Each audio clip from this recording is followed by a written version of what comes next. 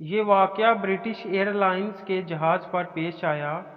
تلخیص ملاحظہ فرمائیے، جنوب افریقہ کے شہر جوہانسبرگ سے لندن آتے ہوئے پرواز کے دوران اکنامی کلاس میں ایک سفید فام عورت جس کی عمر 50 یا اس سے کچھ زیادہ تھی کی نشست اتفاقاً ایک سیاہ فام آدمی کے ساتھ بن گئی۔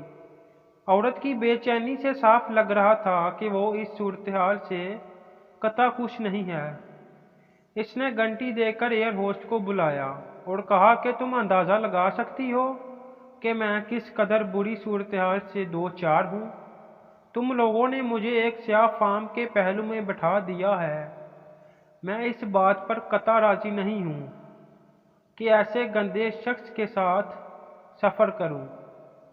تم لوگ میرے لیے متبادل سیٹ کا بندوبست کرو۔ ایئر ہوسٹ جو کہ ایک عرب ملک سے تعلق رکھنے والی تھی، اس عورت سے کہا، محترمہ آپ تسلی رکھیے، ویسے تو جہاز مکمل طور پر بھرا ہوا ہے، لیکن میں جلد ہی کوشش کرتی ہوں کہ کہیں کوئی ایک خالی کرسی تلاش کروں۔ ایئر ہوسٹ گئی اور کچھ ہی لمحات کے بعد لوٹی تو اس عورت سے کہا، محترمہ جس طرح کہ میں نے آپ کو بتایا تھا کہ جہاز تو مکمل طور پر بھرا ہوا ہے اور اکنامی کلاس میں ایک بھی کرسی خالی نہیں ہے۔ میں نے کیپٹن کو صورتحال سے آگاہ کیا تو اس نے بزنس کلاس کو بھی چیک کیا، مگر وہاں پر بھی کوئی سیٹ خالی نہیں تھی۔ اتفاق سے ہمارے پاس فرسٹ کلاس میں ایک سیٹ خالی ہے۔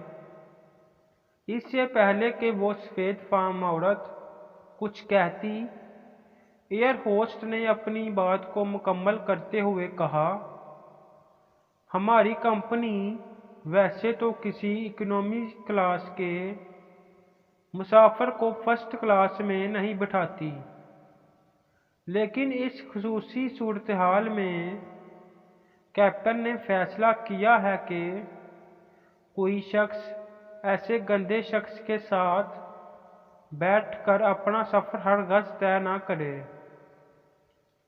لہٰذا ایئر ہوسٹ نے اپنا رخ سیاہ فام کی طرف کرتے ہوئے کہا، جناب محترم، کیا آپ اپنا دستی سامان اٹھا کر میرے ساتھ تشریف لائیں گے؟